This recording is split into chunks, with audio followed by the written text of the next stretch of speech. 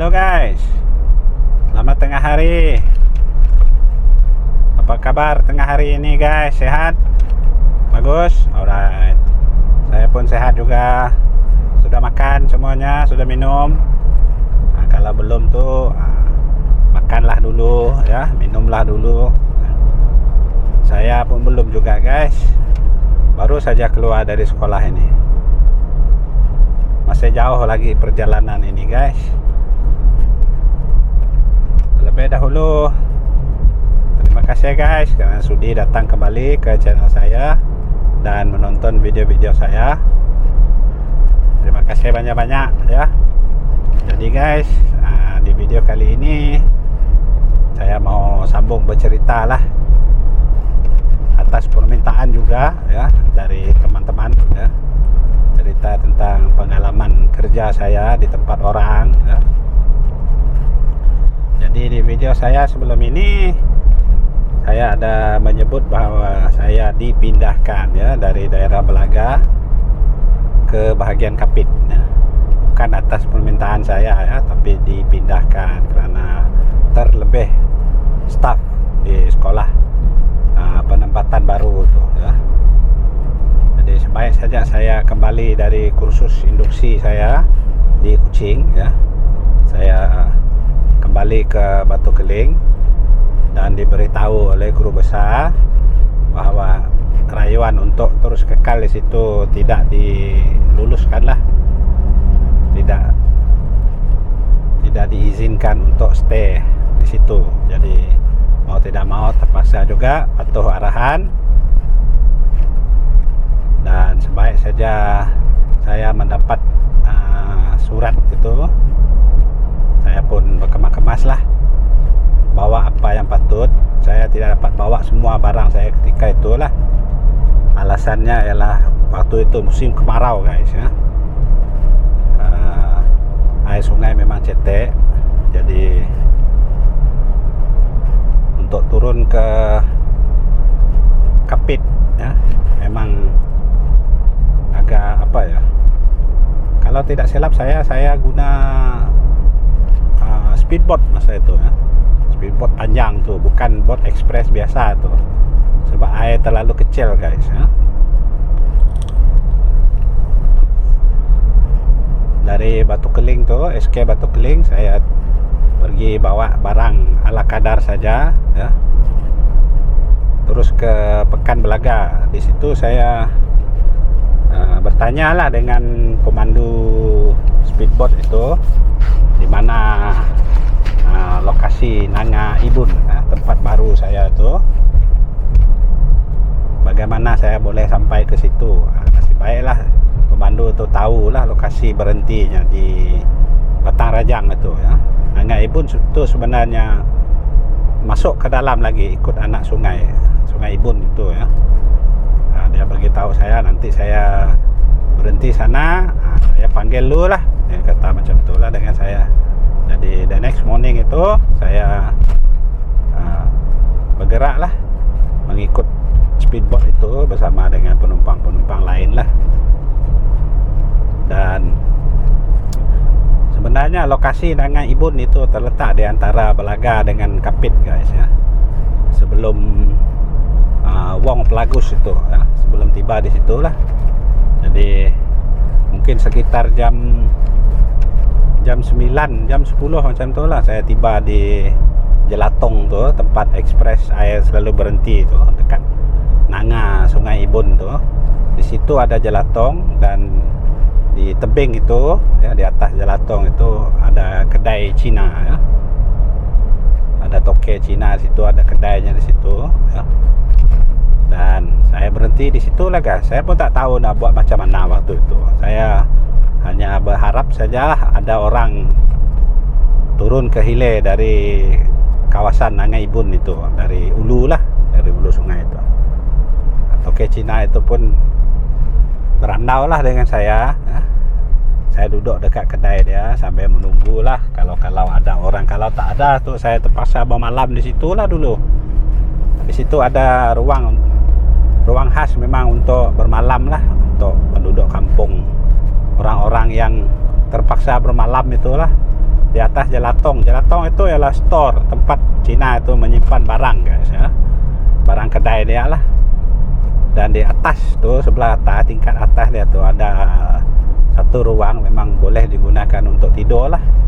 Jadi plan saya memang begitulah, kalau tak ada orang dari Ulu turun ke kedai itu beli barang ke apa ke, saya akan bermalam di situ lah, tunggu the next day. Itu saya punya plan. Tapi kebetulan ada orang dari Ulu Sungai Ibun tu turun ke kedai tu, kedai Cina tu untuk membeli barang keperluan lah. Kalau ikut kata toke tu ya, memang setiap hari tu ada sajalah orang yang akan turun dan beli barang dekat kedai dia tu. Lagipun pemancing itu yang memancing di sepanjang Sungai Ibun itu akan menjual hasil tangkapan mereka di kedai itu. Nasib baiklah itu. Jadi yang turun hari itu kebetulan seorang perempuan guys ya, masih muda jugalah.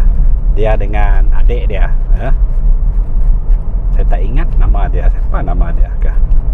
Yang kemudiannya nanti akan jadi kawan kita orang lah, yang banyak membantu kita orang lah. Jadi pukul 10 macam tu dari Jelatong itulah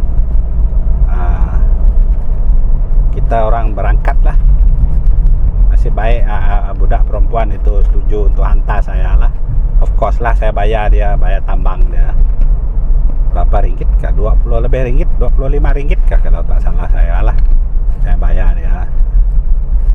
Dan dia pun rela juga, memang mungkin rasa kewajipan dia lah untuk membantu saya. Sebab saya guru di situ, di kawasan dia. Jadi kami pun berangkatlah dari situ. Nasib baik itu guys, tidak perlu bermalam dekat Jelatong itu. Jadi waktu itu saya lihat perahu yang dia gunakan itu menggunakan enjin kecil guys, bukan enjin besar tu, enjin yang kecil. Saya tahu bila guna enjin kecil tu memang sungai itu cetek guys, bukan cetek lagi, sangat cetek. Jadi memang betul saya punya jangkaan lah. Ketika itu masuk Kuala baru sedikit saja bergerak dah turun dari perahu. Pasal seret lah perahu itu di atas batu kerangan tu yang putus tu, sungai, bahagian sungai yang putus tu, ketiadaan air. Jadi macam itulah keadaannya. Perjalanan yang sepatutnya kurang lebih 1 jam tu jadi beberapa jam sudah disebabkan oleh itulah masa bertarik perahu tu guys ya. Nasib baiklah driver tu, perempuan tu tadi, perempuan Dara tu tadi memang terror juga bawa enjin ya. Saya belajar bawa perahu pun dari dia juga guys. Rumah panjang dia ialah yang paling hampir dengan Nanga lah, dengan Kuala. Jadi tanpa apa itu, tanpa fikir banyak, memang saya turun juga bantu dia orang tarik perahu apa semua. Waktu itu saya memang tidak merasa kekok lah, sebab sebelum itu pun saya di belakang memang sudah biasa dengan situasi macam itu. Jadi rasa seronok pun ada juga, main air ya. Kemudian kurang lebih hampir tengah hari baru saya tiba di sekolah saya lah, Nanga Ibun itu, SK Nanga Ibun. Lokasinya di antara 2 rumah panjang lah, satu di hilir, satu di sebelah hulu. Tidak terlalu besar juga sekolah tu. Ada rumah guru, ada semua guru tinggal di situ lah guys, di tempat itu. Dan budak sekolah itu pun tinggal ya asrama juga. Jadi begitulah guys permulaan kehidupan saya di SK Nanga Ibun ya. Tidak banyak cerita lah yang ada di Nanga Ibun itu. Tidak seperti di Melaga, kehidupannya biasa saja, kehidupan guru ya. Pagi kerja ya, petang buat aktiviti sekolah ya. Sekali-sekala kita orang pergi rumah panjang ya. Apa tu, pergi ikut kawan-kawan ya, bapak-bapak lah, pergi ke rumah panjang ya, barbecue, minum-minum di situ ya.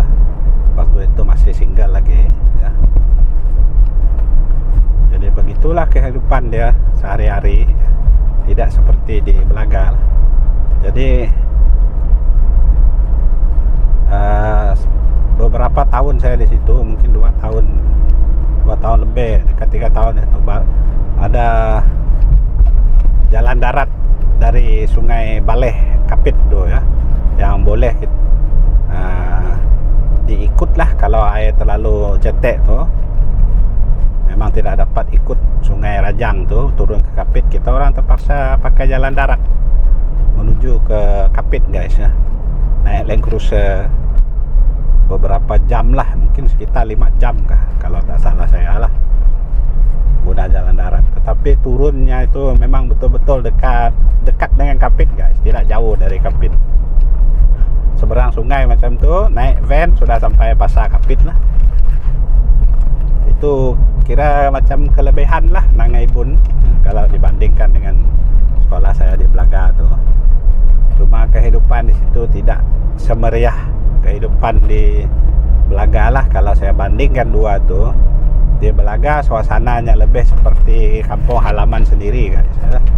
Sebab sekolah itu memang terletak berdekatan dengan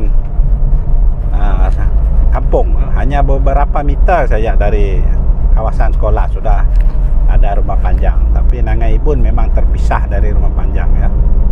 Tidak ada rumah panjang yang dekat.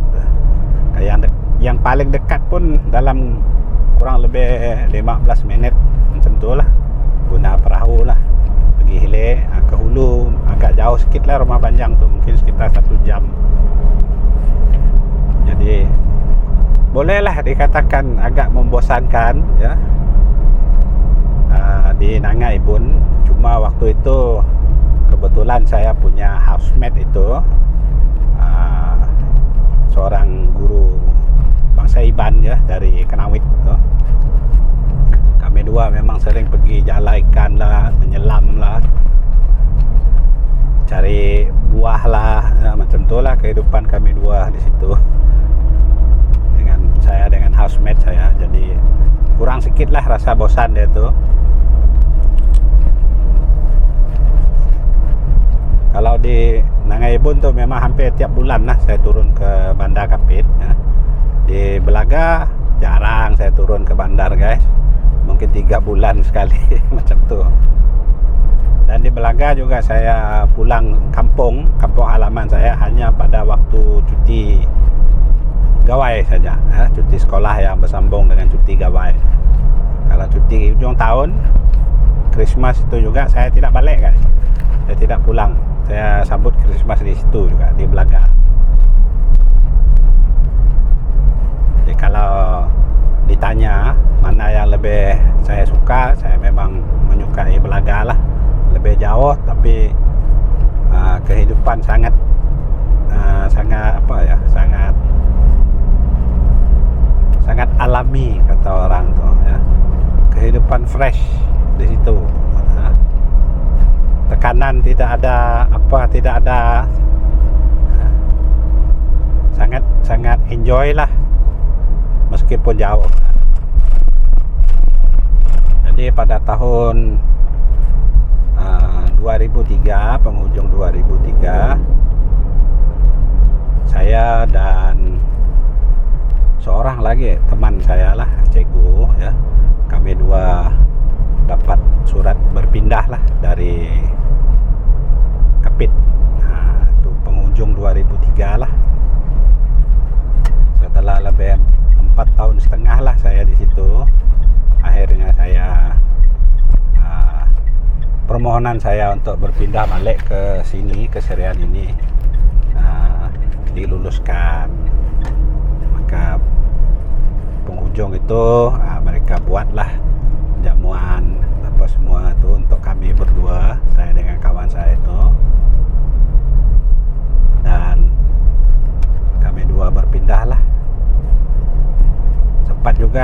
itu saya naik ke Wak Kapit untuk melihat Bandar Kapit untuk kali yang terakhir ya.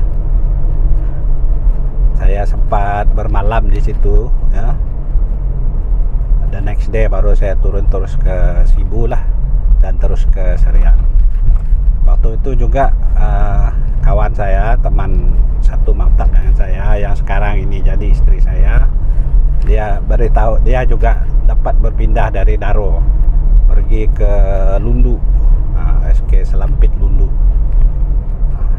Tapi semua itu untuk cerita di waktu yang lain lah guys ya. Tidak banyak cerita saya di Kapit itu guys ya. Hanya cerita biasa saja, kehidupan biasa, tidak seperti di Belaga. Jadi begitulah guys cerita saya bagaimana saya berpindah ke Kapit ya. Cuma yang saya pelajari di Kapit itu, saya belajar bawa perahu di situ. Saya belajar pasang jaring sendiri di situ. Kalau di Belaga pasang pukat yang besar-besar tuh tapi di Kapit tuh pasang jaring guys. Itu pun kawan yang ajar ya, bagaimana repair engine perahu, bagaimana buat perahu. Saya pernah juga tolong orang di Kapit semua tuh. Pikul engine outboard itu juga di situ. So waktu itu saya jadi warden guys ya. Terpaksa belajar semua itu sebab bila budak-budak sakit tuh pergi ke klinik, saya lah yang terpaksa bawa dia orang tuh naik perahu ya. Saya bawa perahu keluar ke Sungai Rajang, Batang Rajang sana, sebab hanya di Batang Rajang itu saja ada klinik kesehatan. Jadi terpaksa lah guys belajar macam mana mengemudi perahu waktu air cetek dan air besar tuh. Mula-mula seram juga rasa dia guys, tapi saya tabahkan diri pergi buat sendiri. Jadi itulah guys saya punya pengalaman pendek ya, pengalaman singkat saya di bagian Kapit. Semoga tidak membosankan lah guys ya. Kita jumpa lagi di video-video saya yang lain, video-video cerita saya yang lain. Ada juga banyak cerita sebenarnya guys, terutama sekali di Belaga itu. Tapi kalau ada waktu nanti saya akan ceritalah. Tapi sekarang ini cukup sampai di sini dulu. Kita jumpa lagi nanti di video yang lain. Alright, ciao, bye bye.